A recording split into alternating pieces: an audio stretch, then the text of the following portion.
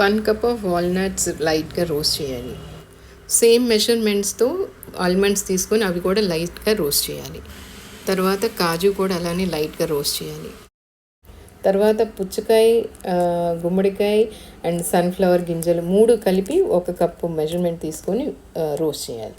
తర్వాత 3 cups full makhana క్రిస్ప్గా అయ్యేంత వరకు రోస్ట్ చేసుకోవాలి. మఖానా రోస్ట్ చేయడానికి టైం పడుతుంది. తర్వాత మరమరాలు, నల్ల నువ్వులు కొంచెం రోస్ట్ చేసి ఉంచుకోవాలి. బట్ ఇది మరమరాలు మటుకు ఆప్షనల్. తర్వాత కిష్మిష్ 1/2 కప్, ఖర్జూరాలు అంటే సీడ్స్ తీసేసిన డేట్స్ 1 కప్ తీసుకోవాలి. కిష్మిష్ మంచిగా వెట్టగా ఉంటేనే తీసుకోండి, లేకపోతే వద్దు. ఖర్జూర్ మాత్రం ఇలా మిక్సీలో తిప్పండి, పూర్తిగా పేస్ట్ అవ్వదు, పర్వాలేదైనా. దీనికి కొంచెం బెల్లం అండ్ కొంచెం నీళ్లు వేసి జస్ట్ కొంచెం పేస్ట్ లాగా అయ్యేంత వరకు పొయ్యి మీద తిప్పండి. బెల్లం కరిగేంత వరకు తిప్పితే చాలు. పూర్తిగా చల్లారిపోయిన నట్స్ అన్నీ కూడా మిక్సీలో కోర్స్గా గ్రైండ్ చేయండి. ఖర్జూరాలు, కిష్మిష్ పేస్ట్ ఇందులో కలిపేయాలి. మఖానా కూడా గ్రైండ్ చేసి ఇట్లా పౌడర్ చేసి యాడ్ చేయండి.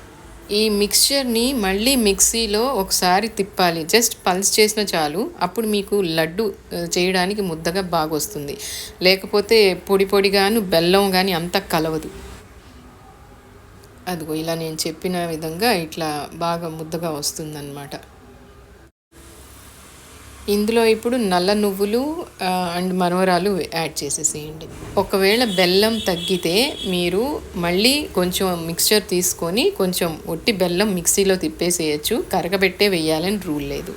నేను బెల్లం మళ్ళీ ఇంకొక అరకప్పు పైన యాడ్ చేశాను. ఇప్పుడు కరగబెట్టి నెయ్యి పట్టినంత దాంట్లో వేసేసి లడ్లు చేసేసేయండి, అంతే. నెయ్యి అరకప్పు పైనే పడుతుంది.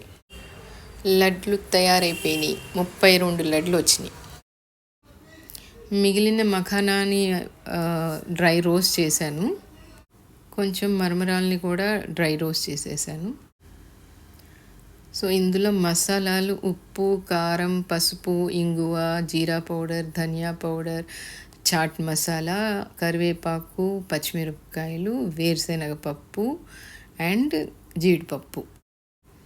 ఆయిల్ వేడి చేసుకొని అందులో ఆవాలు, జీలకర్ర యాడ్ చేయండి. తర్వాత ఇవన్నీ వేసి ఫ్రై చేయాలి. ఇందులో మఖానా అండ్ కురుముర యాడ్ చేయండి. సో మీ మిక్స్చర్ రెడీ.